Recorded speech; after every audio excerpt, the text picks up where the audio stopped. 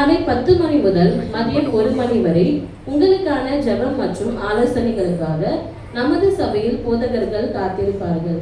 நீங்கள் பயன்படுத்திக் கொள்ளலாம். கர்த்தர் உங்களை ஆசீர்வதிப்பாராக. ஆமென்.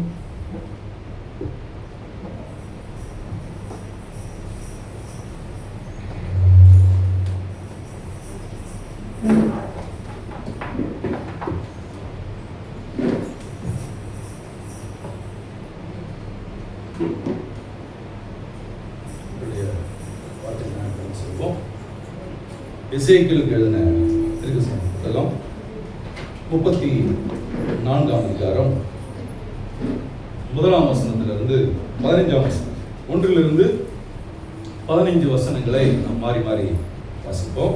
எசேக்கியேல் 34 1லிருந்து 15ஆம் வசனம் வரைக்கும் நாம் மாறி மாறி வாசிப்போம். 15ஆம் வசனத்தை நம்ம எல்லாருமே சேர்ந்து வாசிப்போம்.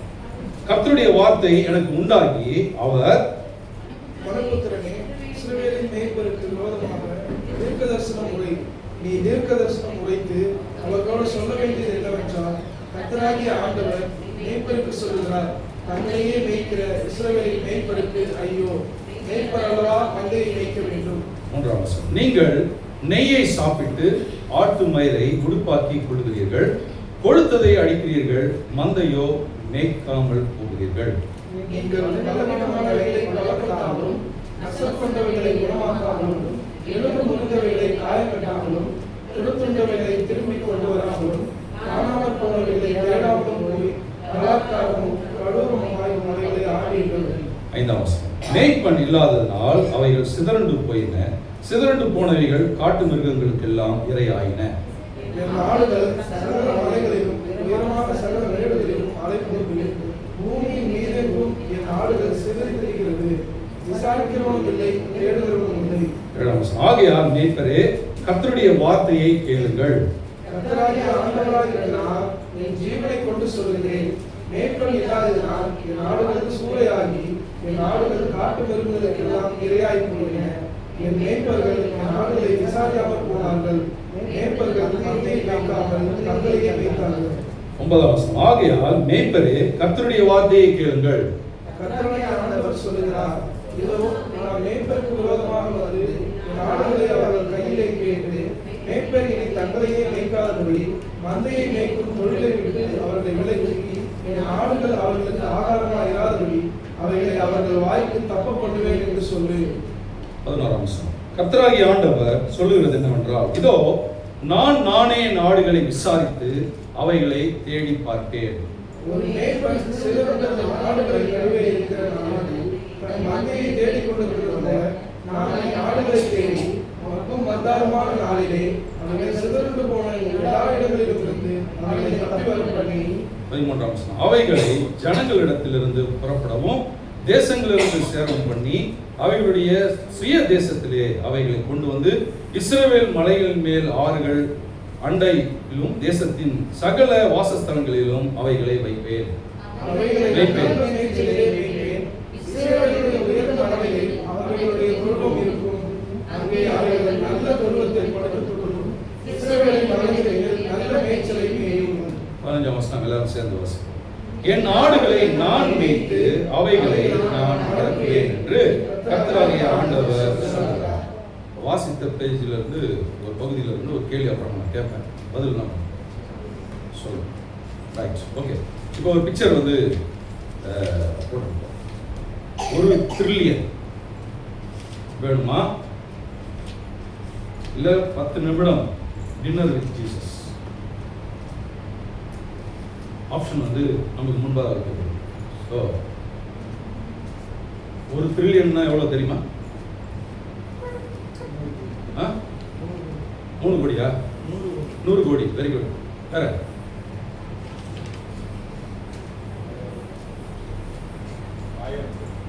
1000 கோடி. 100 ஒரு 0 ஏறி இருக்கு. 1000. Very good. போதா? 1 லட்சம் கோடி. 1 கோடிக்கே வழி இல்லை. நீங்க என்னங்க 1 லட்சம் கோடியெல்லாம் பேசுறீங்க? லட்ச ரூபாய்க்கே வழி இல்லை, கோடி கணக்கில் பேசுறீங்க. ஆனா 1 ட்ரில்லியன் வேணுமா, இல்ல 10 நிமிடம் டின்னர் வித் ஜீசஸ்? நீங்க யோசிச்சு பாருங்க, ரெண்டுத்துக்கும் பதில் சொல்லுங்க. ஏன்னா எனக்கு பரவாயில்ல, இப்போதைக்கு எனக்கு வந்து ட்ரில்லியன் வேணும், அப்புறம் யாரை ஃபாலோ பண்ணிக்கிறேன் அப்படின்னு சொல்றவங்கள சபையில இருந்து வெளில இருப்பாங்க. அவங்க வேலையில என்ன பண்ணுவாங்க, போடுவாங்க. அவங்களுக்கு வேலை முக்கியம், அவங்களுக்கு மற்ற காரியங்கள் முக்கியம். யார் முக்கியம் இல்லை, கடவுள் முக்கியம். இப்போ யார் முக்கியன்றது இப்போ எங்க தெரிஞ்சிச்சு? நீங்க சபைக்கு போய் அவனுடைய வார்த்தையை கேட்க போகும்போது யாருக்கு நம்ம முதலிடம் கொடுக்குறோம்? தேவனுக்கு முதலிடம் கொடுக்கும்போது 1 ட்ரில்லியன் இல்லை, 1 லட்சம் ட்ரில்லியனுக்கு ஜீரோவே போட முடியாது. அந்த அளவுக்கு தேவனால் நம்மள என்ன பண்ண முடியும், ஆசீர்வதிக்க முடியும். ஆனா தேவன் பாருங்க, நம்மளுக்கு பொருளினால் தன்னை யாருன்றது வெளிப்படுத்துறது இல்லை, தேவன் அன்பாக இருக்கிறார்ன்றது தன்னை வெளிப்படுத்துகிறார். அல்லேலூயா.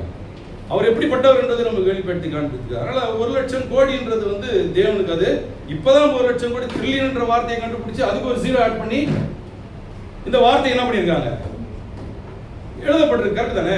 நீங்க ஏதோ ஒரு 50 வருஷத்துக்கு முன்னாடி கோடீஸ்வரன்றது வந்து உலகத்திலே ரொம்ப ரேரா தான் இருப்பான். பாத்தீங்களா?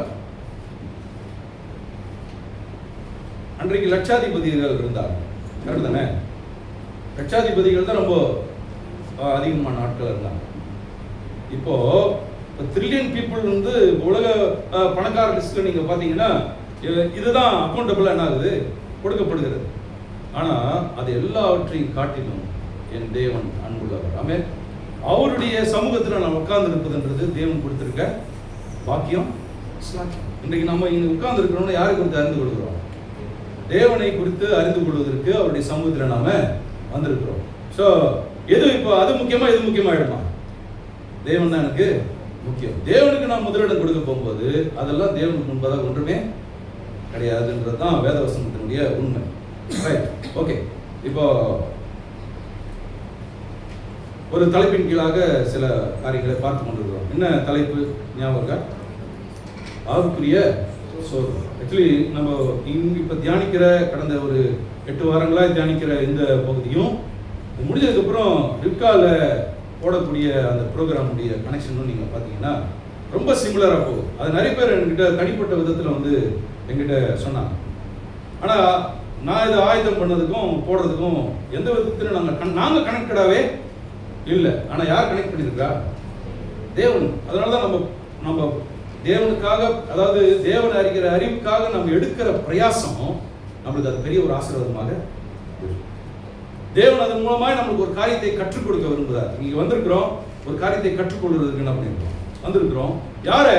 தேவனை அறிந்து கொள்வதற்கு, புரிந்து கொள்வதற்கு என்னுடைய மனக்கண்கள் பிரகாசம் அடைய கர்த்தர் நமக்கு உதவி செய்கிறார். அப்போ எல்லாருமே மனசோர்வுக்குள்ளாக போகிறோம். ஏதோ ஒரு நிலைப்பாட்டில் தனிப்பட்ட வாழ்க்கையில் ஒரு மனசோர்வு வருது, இல்லை குடும்பங்களில் வருது, குடும்பங்கள் நிமித்தம் சில சூழ்நிலைகள் வருது, அடுத்தது நம்மளுக்கு வேலைகள் நிமித்தம்.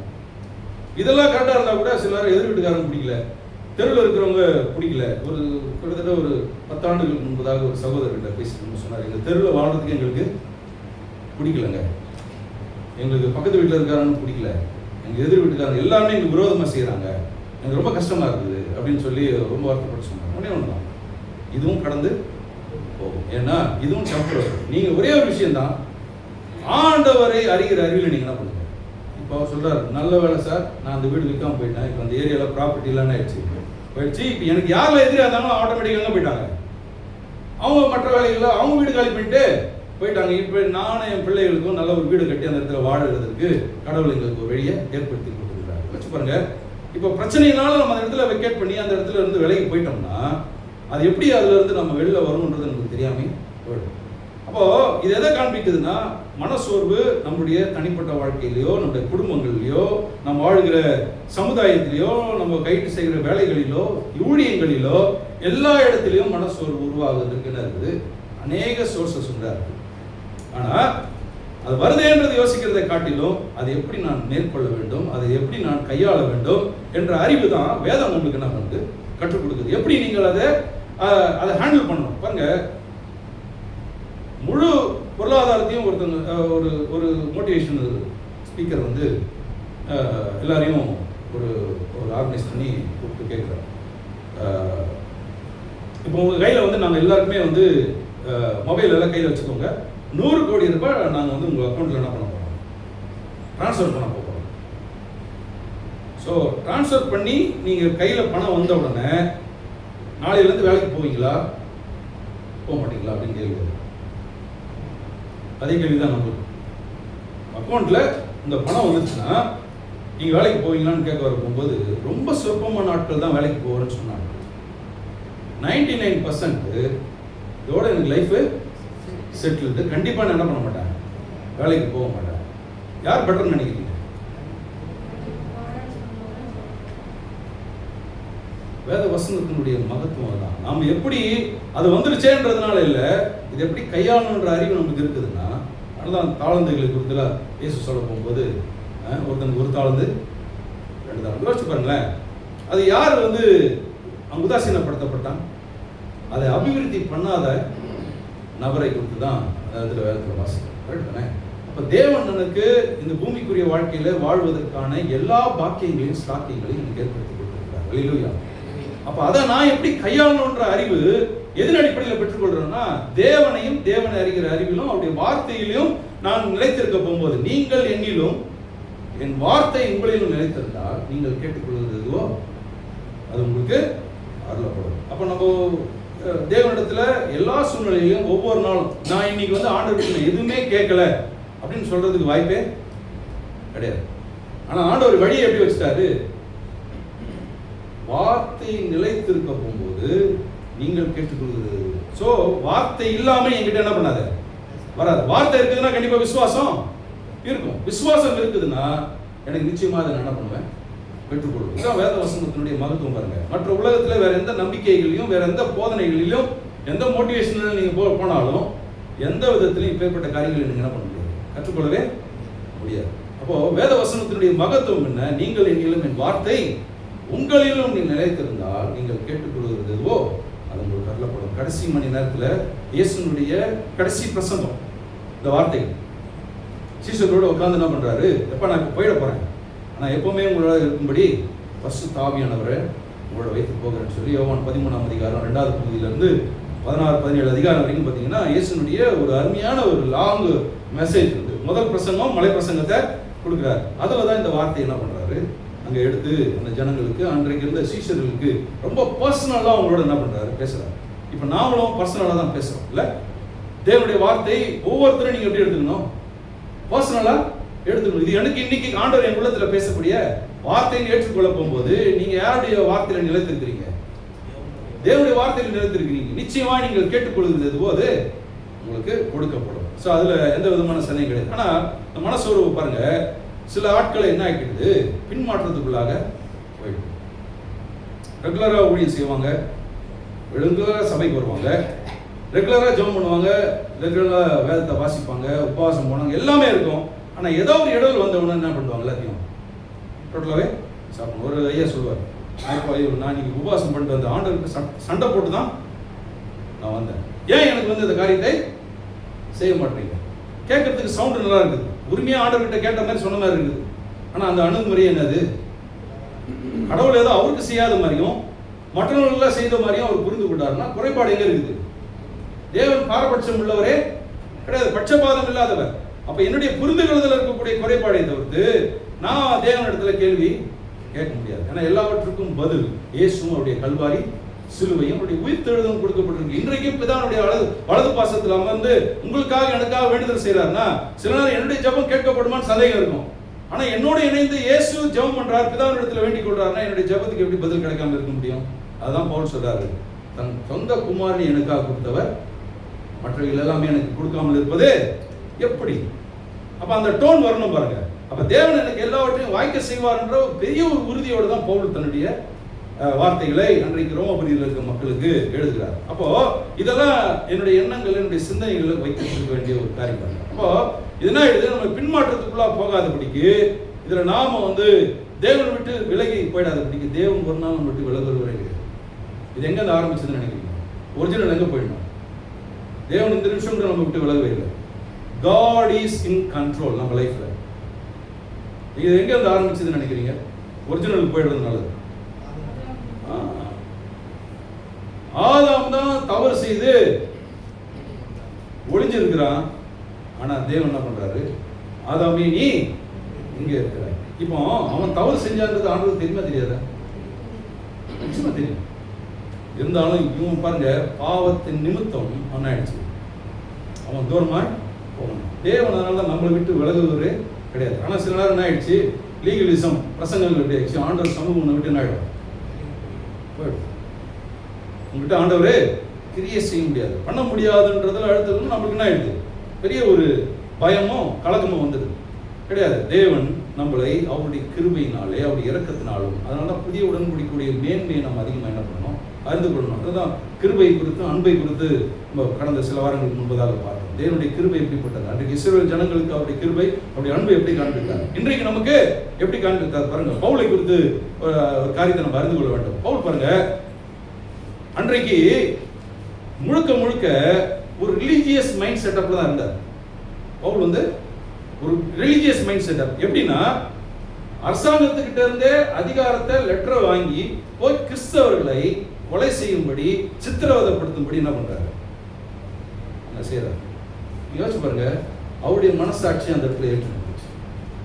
சிகரெட் பிடிக்கல, ட்ரக் அடிக்ட் கிடையாது, யாரையும் ஏமாத்தல, யாரையும் இது பண்ணல, ஆனா முரண்பாடாக எதாவது காரியங்களை செய்யல.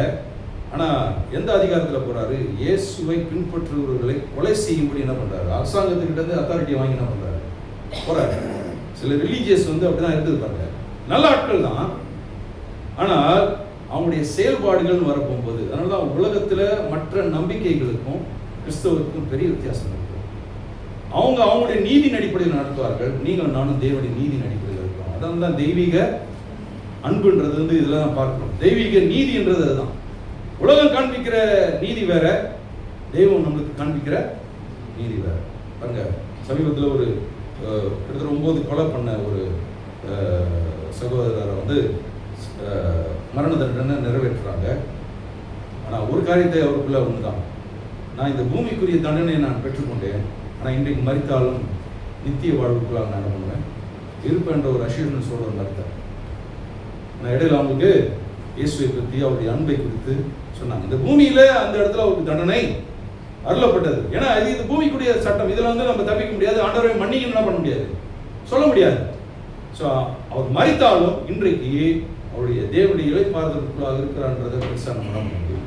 ஆமாம், இதுதான் கிறிஸ்துவ போதனை. வேற எந்த நம்பிக்கையிலும் அப்படின்னா அவ்வளோதாங்க, அவன் விதி, அவனுக்கு தண்டனை கொடுக்கணும் விதி. அவனுக்கு மறுவாழ்வை கொடுத்து என்ன பண்ணல, பெரிய எண்ணங்கள்லாம் கிடையாது. நித்திய வாழ்வு அவன் வந்து நீங்க ஸ்டேட்மெண்ட்டை கொடுக்குறது எப்படி கொடுப்பாங்கன்னா, நிச்சயமா எங்க போவான், நரகத்துக்கு தான் போவான்றது தான் எல்லாருடைய ஸ்டேட்மெண்ட்டாக இருக்கும். ஆனால் கிறிஸ்துவின் அன்பை அறிந்து கொண்டவர்கள் அப்போ எங்கே இருப்பார், அவரு நித்தியமாய் தேவனோடு இருக்கக்கூடிய, ஏன்னா அவருடைய நீதி அப்பேற்பட்டது என்பதை தான் நம்ம அறிந்து கொள்ள வேண்டிய காரியம். அப்போ பவுல் பாருங்க, உலக நீதி வந்து ஜீவனுக்கு நேராக நடத்தி செல்லவே செல்லாது. உலக நீதி ஜீவனுக்கு நேராக நடத்தி செல்லாது. அந்த பாதையில தான் யார் போறாரு, பவுல் போகிறார். ஆனால் தேவனுடைய நீதி பாருங்க, நீங்க பாருங்க 100 முறை பைபிள் வாசிச்சாலும் சில காரியங்கள் நம்மளை ஏற்றுக்கொள்ளவே முடியாது. இந்த மன்னிங்ன்றது பாருங்களேன், நீங்க எத்தனை முறை பைபிள் வாசிச்சாலும் எத்தனை முறை சபைக்கு வசனத்தை கேட்டாலும் மன்னிங்ன்றது மட்டும் யாருக்குன்னா வரும். அவன் அந்த தப்பை செஞ்சது தான், நான் அவனை என்ன பண்ண மாட்டேன், மன்னிக்க மாட்டேன். நீங்க 100 முறை 1000 முறை வாசிச்சாலும் கண்டிப்பா நீங்க மன்னிக்காத பட்சத்துல நீங்க வாசித்ததுல எந்த பிரயோஜனமே கிடையாது. சபைக்கு வந்து கடவுளை ஆராதித்ததுல எந்த பிரயோஜனமே கிடையாது. நீங்க தேவனுடைய அன்பை என்ன பண்ணல, நீங்க பார்க்கவே இல்லை, அதுலயே சுயநலமா தான் இருக்கிறீங்க. எனக்கு தேவனுடைய அன்பு எனக்கு வேணும், என் பிரச்சனையிலிருந்து ஆண்டவர் மீட்டு எடுக்கணுன்றது என்னுடைய ஜப விண்ணப்பத்தை கேட்கணும்னு நினைக்கிறோம். ஆனா நான் செய்ய வேண்டிய செயல் நான் என்ன பண்ணல, தேவனுக்கு கொடுக்க வேண்டிய அந்த மரியாதை, தேவனுக்கு கொடுக்க வேண்டிய கணத்தை நான் என்ன பண்ணல, கொடுக்காமல் போய்விட்டதுதான் ஒரு வருத்தத்துக்குரிய ஒரு காரியம். ஆனால் தேவனுடைய நீதி பாருங்க, கடவுள் உங்களை எல்லா விதத்திலும் அவர் எப்படி உங்களை டிக்ளேர் பண்ணிட்டாரு, எந்த விதத்திலும் தகுதி கிடையாது. ஆனா நம்மளை எப்படி டிக்ளேர் பண்ணியிருக்காரு, உங்களை நீதிமானாய் தேவன் டிக்ளேர் பண்ணியிருக்காரு. அல்லேலூயா. அப்ப தேவனுடைய நீதி உங்களை எப்படி பார்க்குது, அவருடைய நீதியா தான் பார்க்குது. அவருடைய நீதி எனக்கு கொடுக்கப்பட்டிருக்கிறது, அதனாலதான் நான் யாரு, நீதிமான். ஆனா உலகம் என்னை நிதானிக்க போகும்போது என்னை ஜட்ஜ் பண்ணும்போது எப்படி பண்ணுவோம், இவங்களாம் வந்து ஐயோக்கியர்கள், இவங்களாம் பேச்சு தாங்க, இவங்களாம் கிறிஸ்தவர்களே கிடையாது, இவங்களாம் ஒரு பாஸ்டரே கிடையாது, இவங்களாம் வந்து நல்லவர்களே கிடையாது அப்படின்றதான் சர்டிஃபை பண்ண. ஆனா தேவன் அவருடைய நீதியை எனக்கு என்ன பண்ணியிருக்காரு, கொடுத்துருக்காரு போகும்போது அந்த நீதியில தான் நான் வாழ போகும்போது இது ஓவர் நைட்ல மாறிடாது பாருங்க. ஒவ்வொரு நாளும் தேவன் அறிகிற அறிவில் தேவனுடைய வார்த்தை எனக்குள்ளாக நிலைத்திருக்கும் போது மாத்திரம்தான் எனக்குள்ளாக ஒரு டிரான்ஸ்ஃபர்மேஷன் ஆகும், உண்டாகும். அப்போ நமக்கு தேவனுடைய அந்த கிருபையானது எனக்குள்ளாக அருளப்பட்டிருக்கிறது. பழைய ஏற்பாட்டில் பழைய உடன்படிக்கையில் இருக்கிற ஜனங்களுக்கு தேவன் என்னவா இருக்கிறார்ன்றதையும் நான் இன்னொரு பிக்சர் ஒன்று காண்பிக்க வருகிறேன். அதாவது இஸ்ரவேல் ஜனங்களை 40 வருடம் தேவன் என்ன பண்றாரு, வனாந்தரத்தின் வழியாய் கடந்து வர போகும்போது அவங்களுக்கு அதுக்கு பின்பதாக தேவன் ஒரு ஒழுங்குபடுத்துவதற்கு சட்டத்திட்டங்கள் என்ன பண்றாரு, கொடுக்குறாரு. ஒரு ஒரு ஒரு உடன்படிக்கை பெட்டியை உருவாக்கி அப்புறம் தேவனுடைய சமூகம் எப்படிப்பட்டது என்பது எல்லாமே அவருக்கு ஒரு உருவகப்படுத்தி ஒரு காரியத்தை என்ன பண்றாரு, செயல்பாட்டுக்குள்ள கொண்டு வர்றாரு. தேவனுடைய சமூகம் தூரமா இருக்கிற மாதிரியும் நாம அந்த சமூகத்துக்கு ஒவ்வொரு நாளும் போக வேண்டும் என்பதை குறித்து புரிந்து கொள்வதிலே தேவன் என்ன பண்றாரு, கொடுக்குறாரு. அதுதான் பின்னாட்கள்ல ஒரு எருசலேம் தேவாலயமாக அங்க இருந்ததுன்றத வேத வசனத்தினுடைய வரலாற்றை நம்ம பார்ப்போம். அப்ப தேவன் தூரமா இருக்கிறார், நாம அவரை போய் அணுகணுன்றதுல ஒரு வழிமுறை ஏற்படுத்தினார். ரெண்டாவது, இயேசு வந்ததுக்கு அப்புறம் இயேசு நம்ம கூடவே இருக்கிறார் என்பதை, நம்ம கூட இருந்தார் என்பதையும் காண்பிக்கிறது. ஆனால் இயேசு மரித்து உயிர்த்து வந்ததுக்கு அப்புறம் திருத்துவத்தின் தேவன் நமக்குள்ளாக வாசம் பண்ணுகிறார். ஒரு பிக்சர் நான் காமிக்கிறேன். கிரைஸ்ட் இன் யூ, கிறிஸ்துவுக்குள் அப்படின்னு நம்ம இருக்கிறோம்னா எனக்குள்ளாக என்ன இருக்கும், செல்ஃப் கண்ட்ரோல். கண்ட்ரோலே மிஸ் ஆயிடுச்சுங்கன்னு சொல்லவே முடியாது. எனக்குள்ளாக தேவன் வாசம். நம்ம பாடுறோம்ல ஒரு பாடல், அருமையான பாடல் சமீபத்தில் ஒரு நல்ல, வாழ்ந்தாலும் இயேசுக்காக மரித்தாலும் நான் வாழ்ந்தாலும் இயேசுவுக்காய், நல்லா அருமையா படிப்பான். மரித்தாலும் இயேசுவுக்காய், அதெல்லாம் அழகா ஸ்டான்ஸ் ஆகும். உண்மை போல் மாற்றும் ஐயா. தேவன் நமக்குள்ளாக வாசம் பண்ணுகிற ஆண்டவர். அவர் நம்மை போல மாற்றுவதற்கு, நம்ம போல மாறுவதற்கு தேவன் எல்லா காரியங்களையும் இப்பேற்பட்ட ஒரு சிஸ்டத்தோட என்ன பண்ணிருக்காரு, கொடுத்துருக்காரு. என்ன, ஒரு செல்ஃப் கண்ட்ரோல். நம்மளுக்கு செல்ஃப் கண்ட்ரோல் இருக்கு, ஜென்டில்னஸ் இருக்கு, ஃபெய்த்ஃபுல்னஸ் இருக்கு, உண்மையத்துவம் இருக்குது, நல்ல காரியங்கள் இருக்கிறது, தாழ்மை இருக்கிறது, பொறுமை இருக்குது, சமாதானம் இருக்கிறது, மகிழ்ச்சி இருக்கிறது, அன்பு இருக்கிறது. இது எல்லாமே கிறிஸ்துவுக்குள்ள இருந்தது யாருக்குள்ள இருக்குது, நமக்குள்ளாக இருக்கிறது. தேவன் அறிகிற வேர்ட் ஆஃப் விஸ்டம், தேவனுடைய வார்த்தையினுடைய ஞானத்தை இயேசு நமக்கு என்ன பண்றாரா, கொடுக்கிறார்.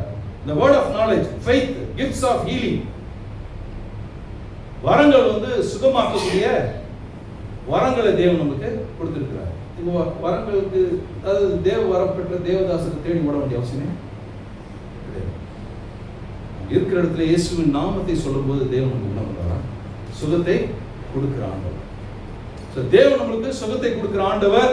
எனக்கு எல்லா விதத்திலும் எல்லாமா இருக்கிற ஆண்டவர் என் கூட இருக்கிறார்னு வரப்போகும்போது நான் எதை கொடுத்து என்ன பண்ண முடியாது. அப்ப கிறிஸ்துவுக்குள் வாழ்ற வாழ்க்கை இப்பேற்பட்ட மேன்மையான காரியங்கள். அதுல பாருங்க, நாமளே தேவனுடைய ஆலயமாய் இருக்கிறோம். நமக்குள்ளாக கனிகள் கொடுக்கப்பட்டிருக்கிறது, நமக்குள்ளாக வரங்கள் கொடுக்கப்பட்டிருக்கிறது.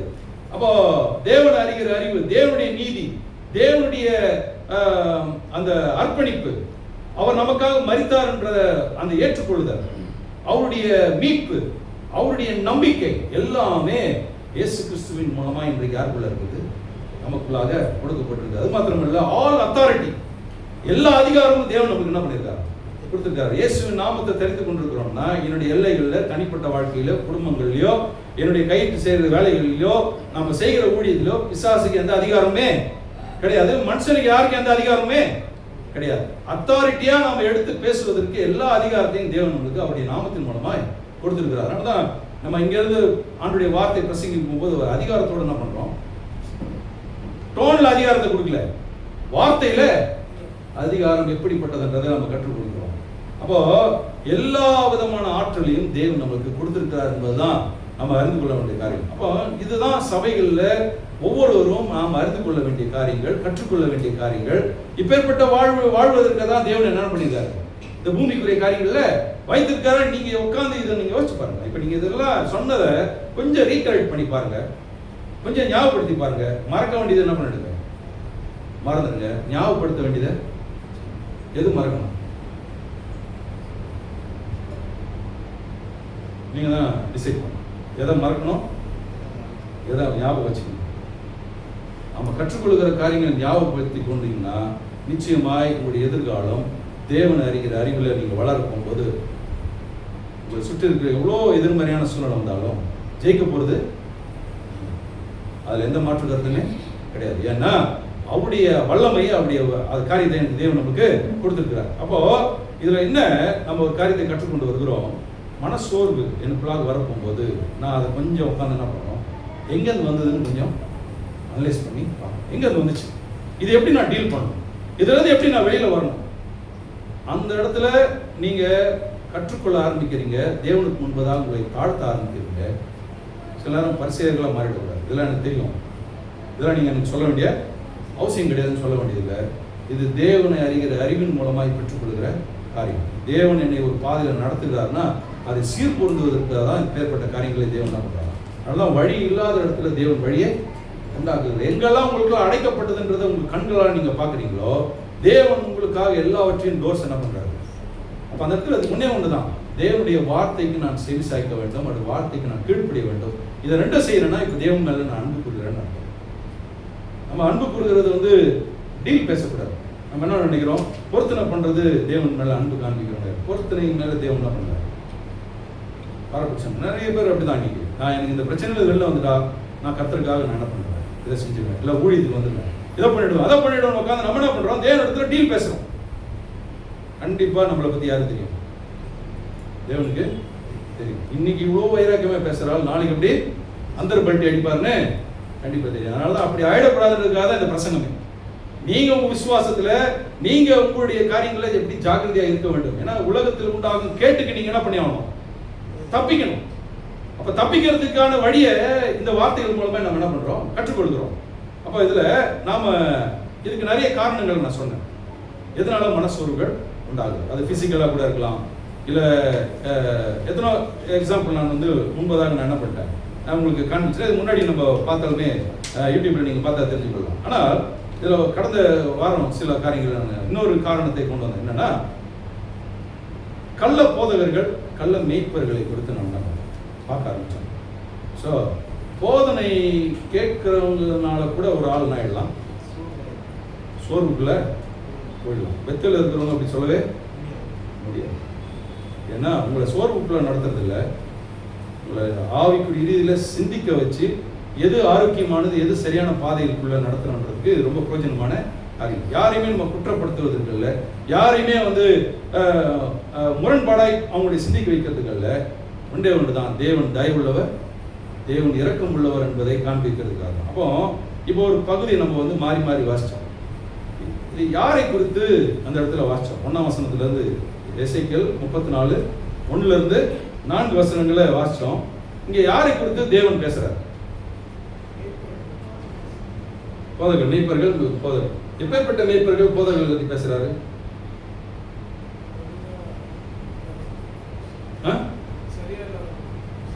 சரியில்லாத மேய்ப்பர்களை குறித்து பேசுறாரு. ஆனா அவங்க டைட்டில் எப்படி கொடுத்துருக்காங்க, மேய்ப்பர்கள் தான் கொடுத்துருக்கு. பாருங்க, சில வீட்டு வாசல்ல வந்து நீதிபதின்னு போட்டிருக்கோம்.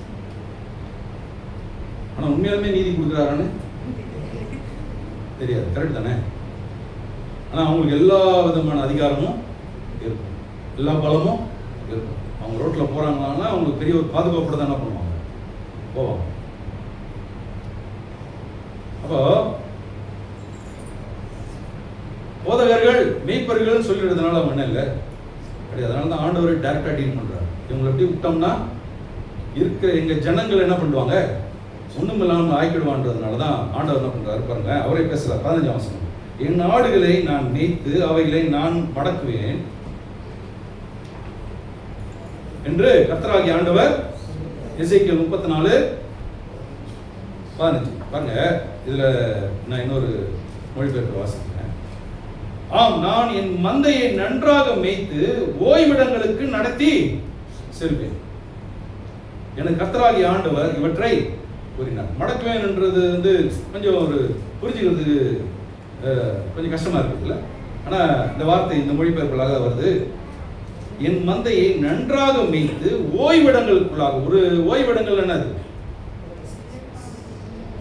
ஒரு ஒரு கம்ஃபர்ட் ஜோன், ஒரு அதாவது எப்படின்னா அந்த இடத்துல உங்களுக்கு பெரிய ஒரு சமாதானம் இருக்கக்கூடியது. அதனாலதான் இயேசு பின்னாட்கள்ல சொல்றாரு, உலகம் தரக்கூடிய சமாதானம் அல்ல, என்னுடைய சமாதானம் பாருங்க. அதனாலதான் அதை அனுபவிக்கிறதுக்கு அருமையான தருணம் எப்போ, இந்த பூமியில் வாழும்போது சிலர் நம்ம நினைப்போம்ல, கொஞ்சம் கூட எனக்கு சந்தோஷமே இல்லை, எனக்கு சமாதானமே இல்லை, வாழ்க்கையே எப்படி போயிடுச்சுப்போ, வெறுத்து போச்சு அப்படின்னு போது தான் எது வேணும் உங்களுக்கு? அந்த நேரத்தில் தான் நிறைய பேர் என்ன பண்ணுறாங்க, தங்களுக்கு தேவையானதை எடுத்துக்கிறாங்க. இல்லை நிம்மதியே இல்லைங்க, நைட்டு கொஞ்சம் ஒரு கட்டிங் போட்டாதான் நிம்மதி இருக்குன்னு நினைச்சோம்னா ஒரு அழிவின் பாதைக்குள்ள என்ன பண்றோம்? இப்போ பைபிள் எடுத்து பிரசங்கியார்கள் சொல்ல வேண்டியதில்லை, அழகா அவங்களே அரசாங்கமே போட்டாங்க. அரசாங்கமே என்ன போட்டாங்க? குடியை கெடுக்கும், உடல் நலத்தை கெடுக்கும். நல்லா ஆடி நல்லா எல்லா காரியங்களும் செஞ்சுட்டு அப்புறம் உட்காந்து நம்ம புலம்புறதுல எந்த பிரயோஜனமே கிடையாது.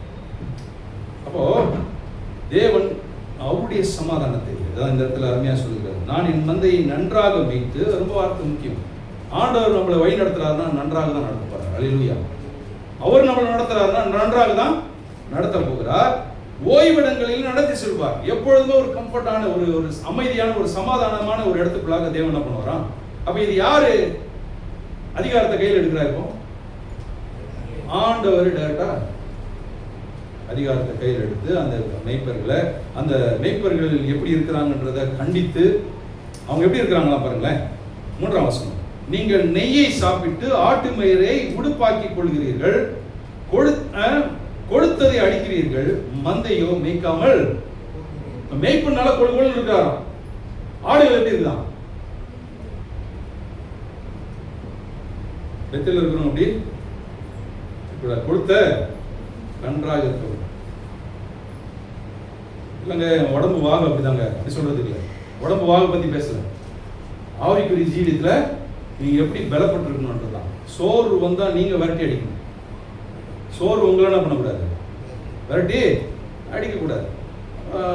அப்படி அடிக்கிறோம்னா ஏதோ ஒரு விஷயம் நம்மள என்ன பண்ற அந்த இடத்துல சரியில்லைன்றத அர்த்தம் பாருங்க. அதுதான் சகரியாலையும் ஆண்டவர் சகரியா தீர்க்கதரிசியின் மூலமா அன்றைக்கு இந்த இஸ்ரவேல் ஜனங்களுக்கு பேசுகிற காரியங்களை பார்த்தோம். என்னன்னா நம்மளை தேவனுடைய வார்த்தை நம்மளை என்ன பண்ண வைக்கலாம், ஸ்ட்ரெங்தன் படுத்த வைக்கிறோம். அதனாலதான் யாருமே என்னை தேற்றவே இல்லை, எனக்கு யாரும் ஆறுதலா பேசல, எனக்கு யாரும் உதவிக்கு இல்லைன்னு நினைக்க வேண்டிய அவசியமே. என்னை தேற்றுகிறவர் யார்? அதுதான் அந்த வார்த்தை. நீங்கள் இன்னிலும் என் வார்த்தை உங்களிலும் நிலைத்திருந்தால் நீங்கள் கேட்டுக்கொள்வது. அப்போ ஆறுதலாய் தேவைப்படுற இடத்துல நீங்க யாரோட கனெக்ட் ஆகும்?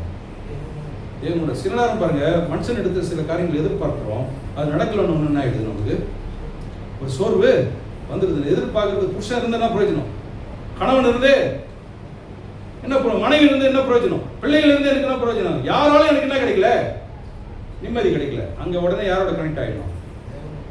கடவுளோட கனெக்ட் ஆகணுமே தவிர்த்து வேற யாரையோட கனெக்ட் பண்ண வேண்டிய அவசியம் கிடையாது. தேவனோட கனெக்ட் ஆகணும்னா அவர் தான் என்னை தேற்றுகிறவர், அவர் தான் என்னை ஆற்றுகிறவர். அப்போ உங்களுக்குள்ள அந்த வார்த்தை இருக்க போகும்போது நிச்சயமா சோர்வை நான் விரட்டி அடி பண்ணிட்டு சோர்வு என்ன பண்ணாது. அப்போ விசுவாசம் உள்ள வார்த்தைகள், தேவன் எனக்கு நான் கிறிஸ்துவுக்குள் நான் யார் என்ற அந்த எண்ணங்கள், அந்த சிந்தனைகள் தான் அவங்க என்ன பண்ண வைக்கும் ஒரு சரியான பாதை. ஆனால் இன்னைக்கு எப்படி ஆகிப்போச்சு, ஒரு வருத்தமான ஒரு வேதனையான ஒரு காரியம் என்னன்னா, அநேக கிறிஸ்தவர்கள் பாருங்க சபைக்கு உள்ள வரும்போது இருக்கிற சோகத்தோட வெளில போகக்கூடிய சோகம் பயங்கரமாயிடுது.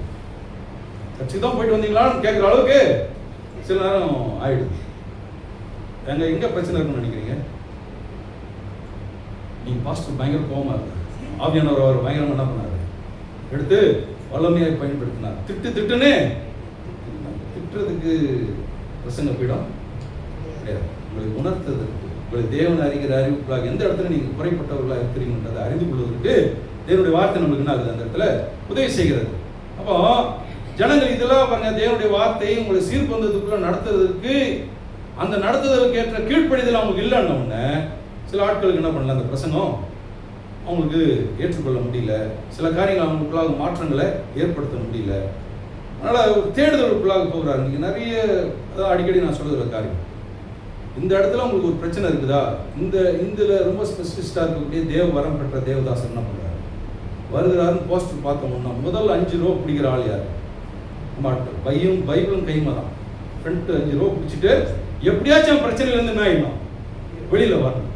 ஸோ இவங்க எப்போ மற்றவங்களுக்கு பிரச்சனையிலேருந்து வெளியில் கொண்டு வரதுக்கு தேவன் பயன்படுத்த போறாருன்றதை அவங்க என்ன பண்ணுவாங்க, அறிந்து கொள்ளவில்லை. எப்பவுமே அவங்களுக்கு யாராவது என்ன தேட்டணும் பண்ணணும்னு நினைக்கிற ஒரு நிலைப்பாட்டில் இருக்கிறோம்னா அது எதை காண்பிக்குதுன்னா அவங்களுடைய ஆவிக்குரிய ஜீவியத்தினுடைய ஒரு ஒரு ஒரு அடிப்படை விஷயங்கள்லயே அவங்க எப்படி ஆகல, இல்லை, மாறவே இல்லை. அடிப்படை விஷயங்கள்ல அவங்கள ஸ்ட்ரென்தன் ஆகுதுன்னா அப்ப ஆவிக்குரிய ஜீவத்தினுடைய நிலைப்பாடு எவ்வளவு ஒரு வீக்கா இருக்குது வச்சு பார்த்தீங்களா? அப்ப நாம எப்படி மற்றவர்களுக்கு இந்த காரியங்களை கற்றுக் கொடுக்க போகிறோம், அவர்களை எப்படி தேற்ற போகிறோம், அதற்கு எப்படி தேவனுடைய பாத்திரம் வைத்திருக்கிறார். ஒரு காரியத்தை புரிஞ்சுக்கோங்க, ஆண்டவர் ஒவ்வொருவருடைய லைஃப்லையும் ஒரு ஒரு நோக்கத்தையும் சித்தத்தையும் விருப்பத்தையும் தெளிவாக வச்சிருக்கிறார். எத்தனை பேர் ஆமென் சொல்றீங்க? ஒவ்வொரு தனிப்பட்ட ஒவ்வொருக்கும் கொடுத்திருக்கிறார். ஆனா அதை தடை பண்றதுக்கு யாருக்கு எந்த அதிகாரமும் கிடையாது. இதுவும் நம்ம நிச்சயமா என்ன பண்ணணும், அக்செப்ட் பண்ணிக்கதான் பண்ணணும். அதை யாராலும் என்ன பண்ண முடியாது, தடுக்கவே முடியாது. ரெண்டு வார்த்தையும் ரொம்ப அஷூரன்ஸாக வருது, ஆனால் தடுத்துன்னு இருக்கும். எதனால தெரியுமா? என்னுடைய எண்ணங்கள்னால, என்னுடைய முரண்பாடான எண்ணங்கள்னால. எனக்கு இது பிடிக்காது, எனக்கு இது பிடிக்கும், எனக்கு இது முக்கியம் இல்லை, எனக்கு அது முக்கியம் இல்லைன்றதன் அடிப்படையில் போகிறோம் பார்த்தீங்களா? அங்கே டோட்டலாகவே அந்த அந்த இடத்துல என்ன ஆகிடுது, நம்ம பின்மாற்றத்துக்குள்ளாக போயிடும். அதனாலதான் ஜனங்கள் நிறைய பேர் இன்னைக்கு ஊழியக்காரங்களை மந்திரவாதிகளாக என்ன பண்ணுறாங்க, மாற்றிட்டாங்க. அவர்கிட்ட போனால் அவர் ஜாம் பண்ணாலுமே தலைமையில கை வச்சாலுமே என்ன ஆகிடும் உங்களுக்கு. அதான் கர்த்தர்கள் மரித்த பிலிகிராம் சொன்னார், வெறும் கையெடுத்து வெறும் தலைமையில வச்சு எந்த பிரயோஜனமே கிடையாது. அவனுக்கு எதை தேவனுடைய அறிவு அவனுக்கு எங்க இருக்கணுமோ அவனுக்கு என்ன பண்ணல, அதை அதை அதை கற்றுக்கொள்ளுக்கு தான் எங்க வந்திருக்கிறோம், கர்த்தருடைய சமூகத்துக்கு நாம் வந்திருக்கிறோம். அதனால தேவனுடைய வார்த்தையை நாம் என்ன பண்ணோம், கற்றுக்கொள்ள போகும்போது நான் சொல்றேன், நிச்சயமா இந்த பூமியில நீங்க டிஃப்ரெண்டான பர்சனாக தான் இல்லையா, ரொம்ப டிஃப்ரெண்டான இருப்பீங்க. உங்களுடைய யோசனையே ரொம்ப டிஃப்ரெண்டா இருக்கும், உங்களுடைய எண்ணங்களே ரொம்ப டிஃப்ரெண்டா தான் இருக்கும். அந்த இடத்துல தேவனுக்கு முன்பதாக நீங்கள் அதாவது தேவனுடைய வார்த்தைக்கு கீழ்ப்படிந்து தாழ்த்தப்படுறதுக்கு எந்த விதமான மாற்று கருத்தே வர முடியாது. 100% தேவன் சொல்றாருன்னா என்ன பண்ணுவோம், கண்டிப்பா செய்வோம். பாருங்க, இது சில பழைய ஏற்பாட்டில் நிறைய தீர்க்கதரிசிகள் என்ன பண்ணுவாங்க, அப்படிப்பட்ட காரியங்களை செய்தார். தேவனுக்கு சொன்ன வார்த்தைக்கு அப்படி கீழ்ப்படிந்து செய்தார். அப்போ நம்ம ஒவ்வொரு நாளும் தேவன் அறிகிற அறிவில் வளர்வதற்கு நாம் வளர போகும்போது இந்த சோர்வு நிமித்தம் வரக்கூடிய அந்த பயம், பாருங்களேன், சோர்வுக்கும் பயத்துக்கும் என்ன இருக்குது, ஒரு கனெக்ஷன் இருக்கு. பயமான சூழ்நிலை வரும்போது தான் உங்களுக்கு என்ன வரும், சோர்வு. இதுன்னு ஒரு 1000 பேர் வேலையிலேருந்து எடுக்க போகிறாங்களோ, நாளிலேருந்து வேலை கிடையாதுன்னு என்ன ஆகிடும், முதல்ல பயம் வருது. பயத்தை சார்ந்தக்கூடிய, ஏன்னா அந்த பயத்தில் இருக்கக்கூடிய காரியங்களுடைய எண்ணங்கள் என்ன பண்ண வைக்குது, எதிர்காலத்துக்கே பெரிய ஒரு கேள்விக்குள்ளாக இருக்கு. இல்லை ஒரு ஏதோ டெஸ்ட் எடுக்க போகிறோம், திடீர்னு பார்த்தா ஒரு பெரிய பிரச்சனை நிற்குது, உங்களை காப்பாற்ற முடியாதுங்க, 1 மாதம் தான் உயிரோடு இருப்பீங்கன்னு சொன்னாங்க. என்ன பண்ணுங்க, இந்த பயம் உங்களை சோர்வுக்குள்ள என்ன ஆகிடுது, கொண்டு போகுது. எல்லாமே எதிர்மறையான சூழ்நிலையில் வரப்போகுது. அப்போ தேவன் அந்த பயத்தை மேற்கொள்வதற்கான எல்லா அதிகாரமும் இயேசுவின் நாமம் எனக்கு கொடுக்கப்பட்டிருக்கிறது. என்ன அர்த்தம், தேவன் ஸ்டில் என்னுடைய வாழ்க்கையில கண்ட்ரோலா தான், தேவன் அன்பாக தான் இருக்கிறார், எந்த மாற்று கருத்துமே கிடையாது. ஆனா உலகம் எப்படி தெரியுமா சொல்லுவோம், ஏதோ பாவம் செஞ்சிருக்கிறாங்க, ஏதோ ஒரு தப்பு செஞ்சிருக்கிறார். ஆண்டவர் ஒரு போடு என்ன பண்ணாரு, போட்டார். இப்ப இனிமே ஒழுங்கா இருப்பானா? இந்த பேச்சில் பேசுறவங்க யாரு, நம்மளே பேசியிருக்கோம்.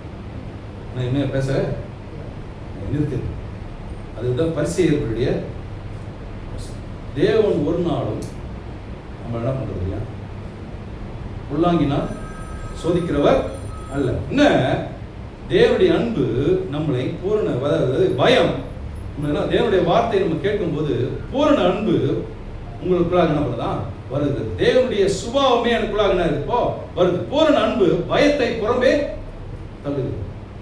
தேவனுடைய பூரண அன்பு எனக்குள்ளாக இருக்குன்னா அதுக்காக நம்ம பயப்படுகிறதே முடியாதுன்றது கிடையாது. பயம் வந்ததுக்கு அப்புறம் நாம் யோசிக்க வேண்டிய காரியம், எதை யோசிக்கணும், பயம் வந்த உடனே பயமான சூழ்நிலையை நீங்க கேள்விப்பட போகும்போது நீங்க உடனே என்ன பண்றீங்க, அந்த இடத்துல எதை அலோவ் பண்றீங்க, அந்த இடத்துல எதை அலோவ் பண்றீங்க, அவிசுவாசத்தை அலோவ் பண்றீங்க. அது செயல்பட ஆரம்பிக்குது. அதை அலோவ் பண்ண உடனே நம்முடைய எண்ணங்களை சொல்லுவோம்ல அடிக்கடி, ஈர வேணாக்கி வேணா பெருச்சாலி ஆக்கக்கூடிய நிலைக்கு கொண்டு அதுக்கப்புறம் தான் உட்காந்து ஜெபம் பண்றது, அதுக்கப்புறம் தான் வசனமே. ஆரம்பத்திலே கிளி எழுதிட்டோம்னா இந்த பிரச்சனை.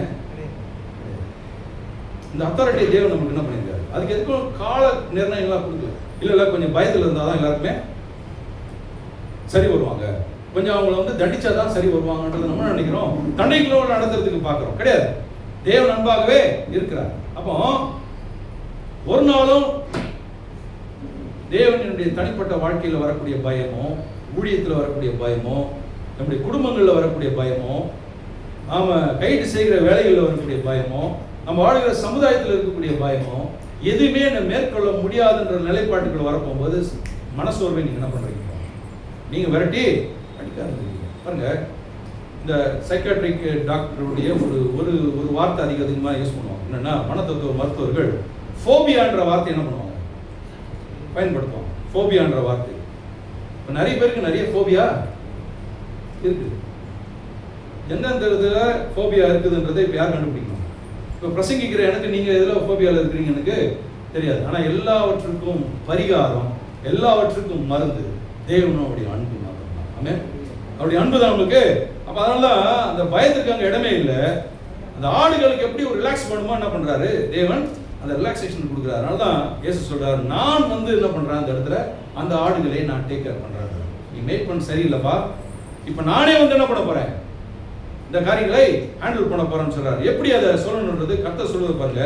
நம்ம காரியத்தை கற்றுக் கொடுக்கிறார் தேவன். அன்றைக்கு தீர்க்கதரிசிகளை இதை தான் செய்வதற்காக தேவன் பயன்படுத்தினா, இவங்க அதை விட்டுட்டு இவங்களுடைய காரியங்களை சட்டத்திட்டங்கள் என்ன பண்ணிட்டாங்க, உள்ள கொண்டு வந்துட்டாங்க. தேவன் சொன்னது ஒன்று, இவங்க செய்யறது ஒன்னாயிடுச்சு. இன்னைக்கு பிரசங்கம் அப்படிதான் ஆயிடுச்சு. தேவன் சொல்ற வார்த்தைகளை பிரசங்கம் பண்றதை விட்டுட்டு மிரட்டுறதும் உருட்டுறதும் இன்னைக்கு ஜனங்கள் என்ன ஆயிடுச்சு.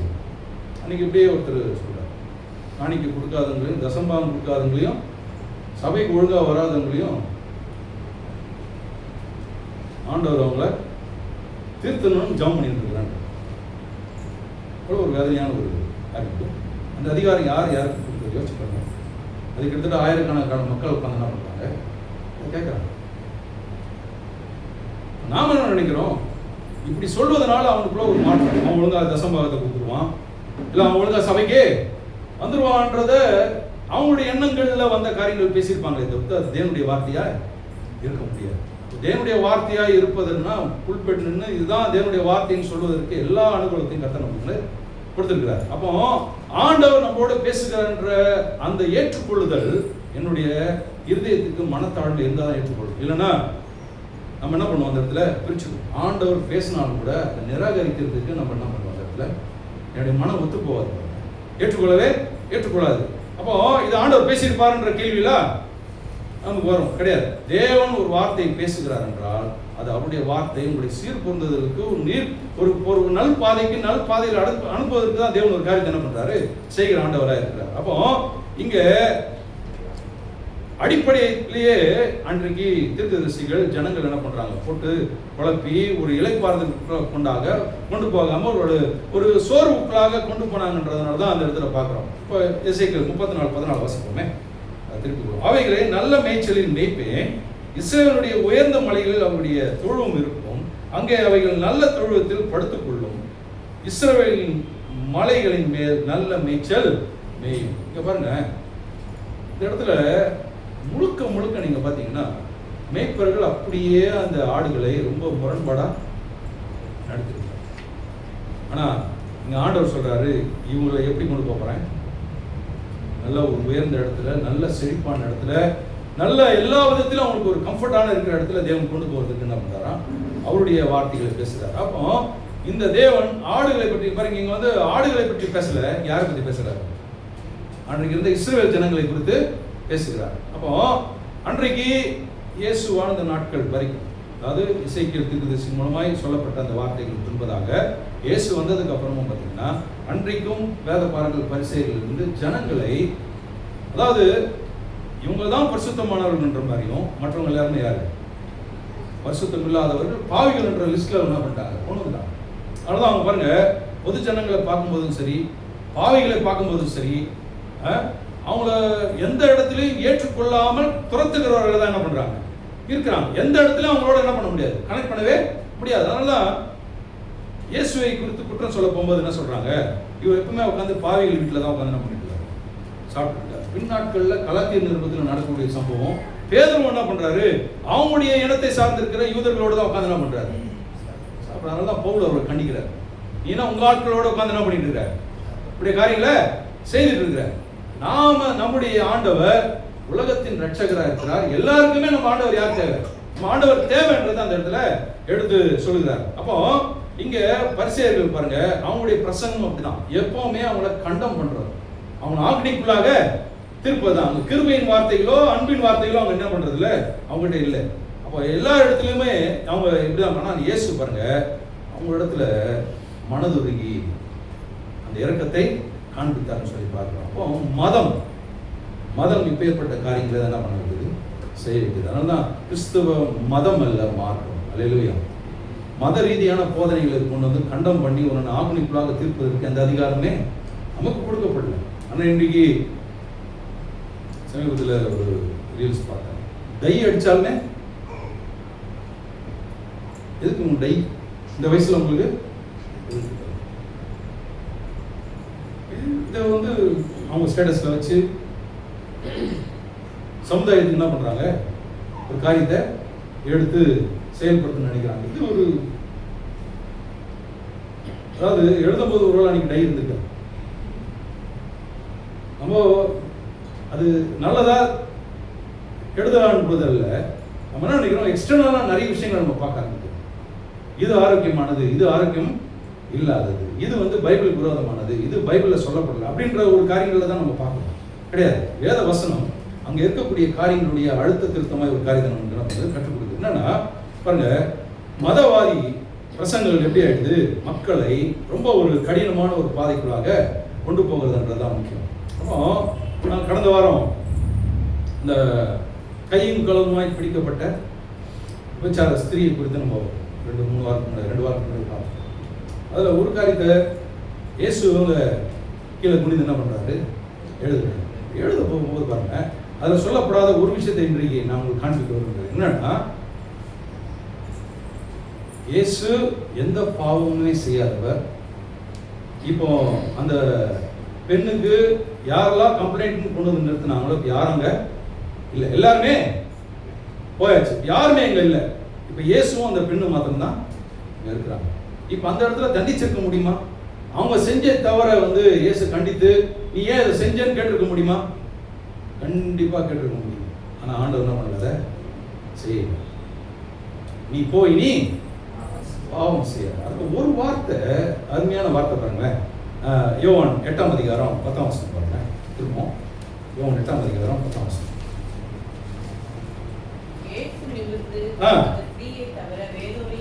காணாமல்